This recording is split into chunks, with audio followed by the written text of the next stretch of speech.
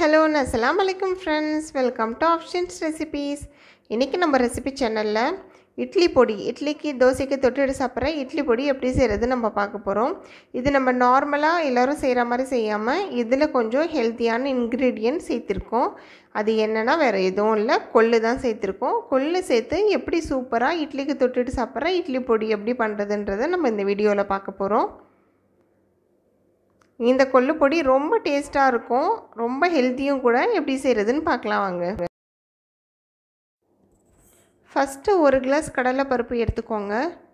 இது நம்ம சிம்ல வச்சு லைட்டா வறுத்துக்கலாம். கடலை பருப்பு வந்து வறுபட கொஞ்சம் டைம் ஆகும், அதனால ஃபர்ஸ்ட் தனியாவே வறுத்துக்கலாம்.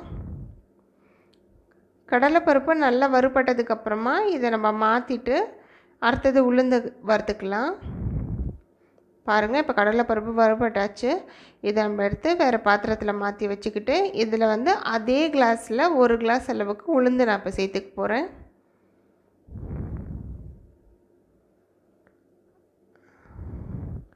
அதே கிளாஸ் அளவில் 1 கிளாஸ் உளுந்து சேர்த்துக்கிட்டேன்.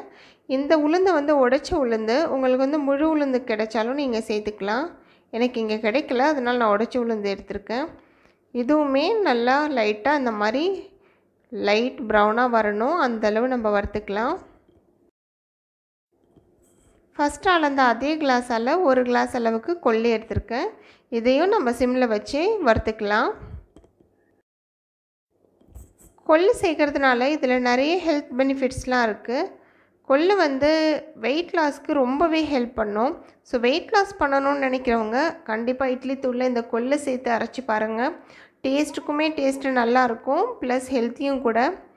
இது நிறைய வெயிட் லாஸ் மட்டும் இல்லாமல் இந்த போன் ஹெல்த்துக்கு, டயபெட்டிஸ் ப்ரிவென்ட் பண்ணுறதுக்கு, நம்ம இம்யூன் சிஸ்டத்தை பூஸ்டப் பண்ணுறதுக்குன்னு நிறைய ஹெல்ப் பண்ணுது. இந்த கொள்ளு கூட 1 டேபிள் ஸ்பூன் ஃபுல்லாக பிளாக் பெப்பர், மிளகு நான் சேர்த்துக்கிறேன். இதையும் சேர்த்து நம்ம வறுத்துக்கலாம்.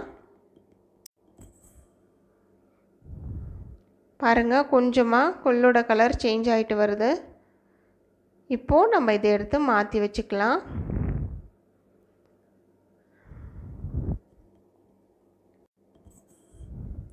அடுத்தது மிளகாய் எடுத்திருக்கேன். நான் வந்து இதில் 20 மிளகாய் எடுத்திருக்கேன்.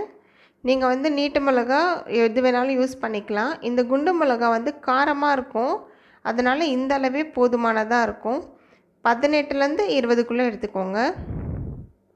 அடுத்தது 1 கைப்பிடி அளவு கருவேப்பிலை எடுத்திருக்கேன்.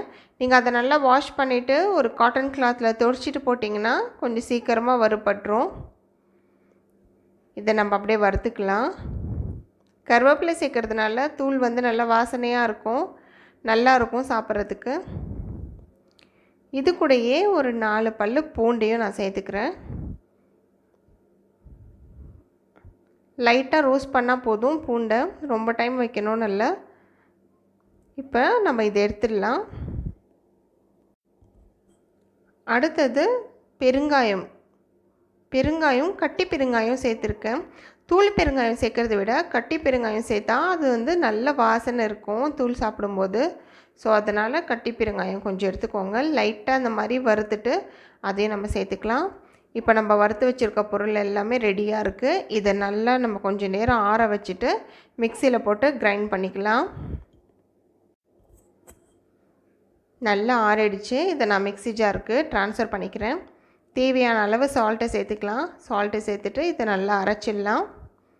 ரொம்ப நைஸாகவும் இல்லாமல் ரொம்ப குறன்னு இல்லாமல் கொஞ்சம் நைஸாகவும் லைட்டாக குறப்பாகவும் இருக்க மாதிரி அரைச்சிக்கிட்டிங்கன்னா நல்லாயிருக்கும். பாருங்கள், நம்ம இட்லி பொடி ரொம்ப சூப்பராக ரெடி ஆகிடுச்சு. நீங்கள் வந்து வீட்டில் கண்டிப்பாக ட்ரை பண்ணி பாருங்கள். கொள்ளு சேர்க்கறதுனால டேஸ்ட்டு இன்னமும் கூடுமே தவிர கண்டிப்பாக குறையாது. ரொம்ப நல்லாயிருக்கும். உங்கள் வீட்டு குட்டீஸ் கூட லைக் பண்ணுவாங்க சாப்பிட்றதுக்கு. நீங்கள் இதை ட்ரை பண்ணி பாருங்கள். இதை ட்ரை பண்ணி பார்த்துட்டு இந்த வீடியோ எப்படி இருக்குன்னு எனக்கு கமெண்ட்டில் சொல்லுங்கள். இந்த ரெசிபி உங்களுக்கு பிடிச்சிருந்தா ஆஃப்ஷீன் ரெசிபீஸ்க்கு லைக் பண்ணுங்கள், ஷேர் பண்ணுங்கள். கண்டிப்பாக சப்ஸ்கிரைப் பண்ண மறக்காதீங்க. Thank you friends.